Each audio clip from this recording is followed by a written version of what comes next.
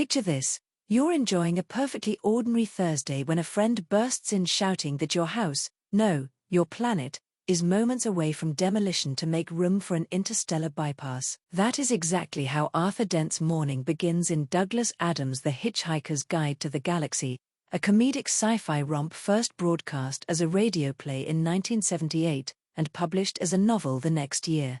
Since then, the guide has done more than sell millions of copies.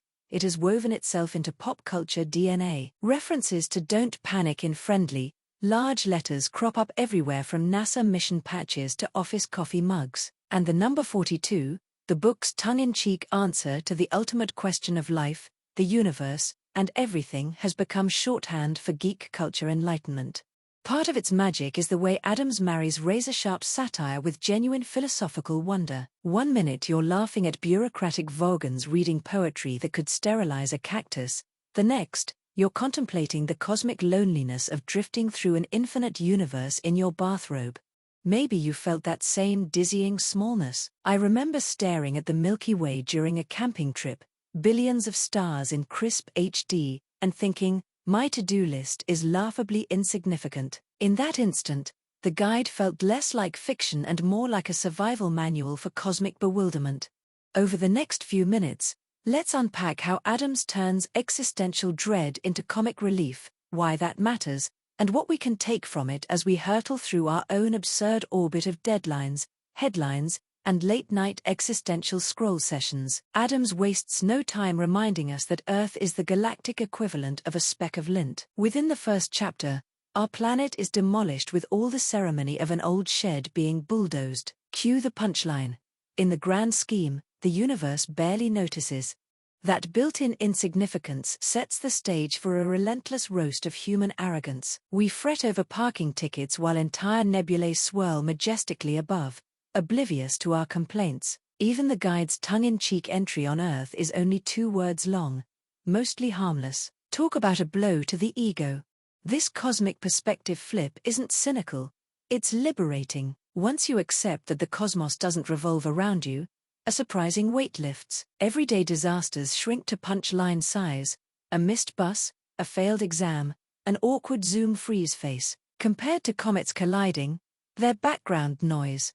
Adams also skewers our tendency to assume the universe makes orderly sense. Think of deep thought, the supercomputer built to compute the meaning of life. 7.5 million years later it coolly replies, 42. The joke? We built a cosmic calculator before figuring out what question we were actually asking. It's a brilliant send-up of our impatience, searching Google for life's meaning without defining the search terms.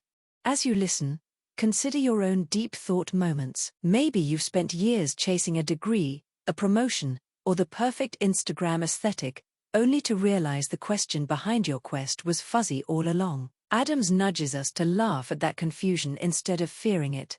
Let's zoom in on that infamous answer.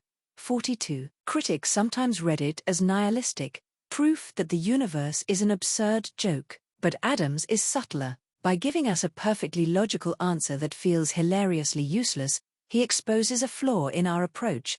We crave tidy solutions to wildly untidy questions.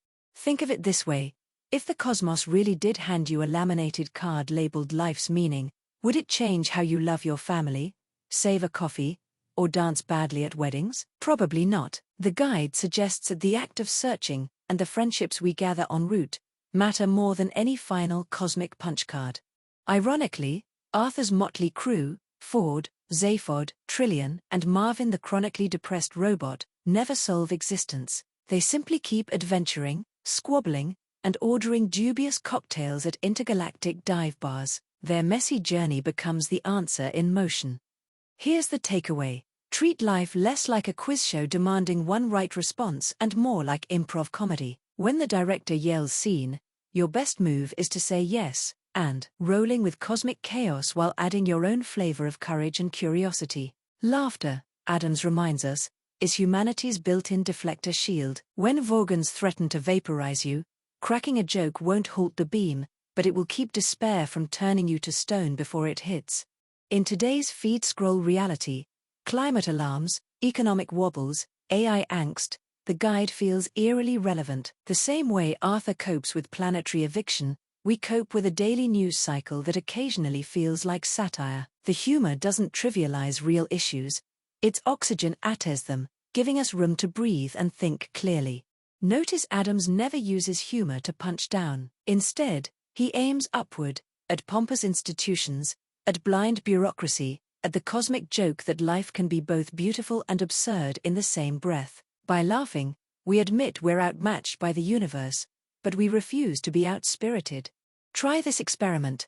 Next time a plan implodes, whisper "don't panic" and imagine flipping open an imaginary guide. Instantly, your brain shifts from crisis mode to creative mode. That microsecond of levity can spark solutions you wouldn't have reached while doom scrolling. Beneath the jokes, Adams plants a radical seed: acceptance. The cosmos is huge, ultimately unknowable, and occasionally ridiculous, and that's okay. Once you make peace with uncertainty, you're free to savor the ride. Arthur begins as a reluctant tourist clutching his demolished house deed. By the series' end, he's hitchhiking through hyperspace with only a towel and a willingness to adapt. His growth isn't about mastery, it's about flexibility.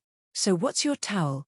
The small, reassuring thing you carry while navigating life's warp drives and wormholes. Maybe it's humor, community, or creativity. Whatever it is, keep it handy. You'll need it when your personal Thursday morning goes sideways.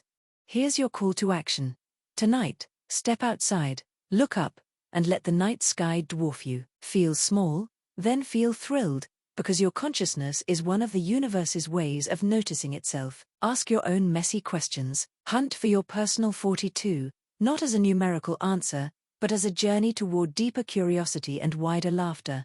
And if the universe ever does reveal its secrets, remember to scribble them down in big, friendly letters, so the next bewildered hitchhiker knows. Don't panic. If you like this video, consider subscribing to learn more. Hope to see you in the next story. Don't panic, it's all 42.